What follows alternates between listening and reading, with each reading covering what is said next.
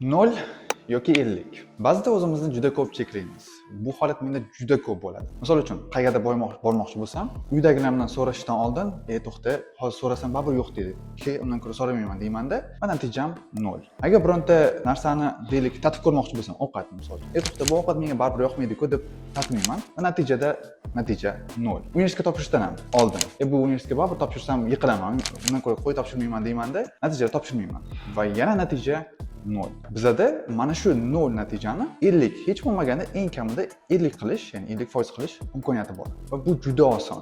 Qanaqa qilib deysizmi? Shunchaki o'zimizga ozgina imkoniyat berish, ya'ni cheklamaslik. Qanday qilishimiz mumkin? Misol uchun, men qayerga bormoqchi bo'lsam, yaxshisi ayadada o'zimni ozgina cheklamasdan. Ayadada mana shu Rustamlarnikiga bormoqchiman, maylimi borsam. Bu yerda ikki holat bo'ladi. Yoki yo'q, yoki ha. Ha, misol uchun borsang bo'ladi, soat deylik 8 gacha yoki 7 gacha qaytib kel deyish mumkin.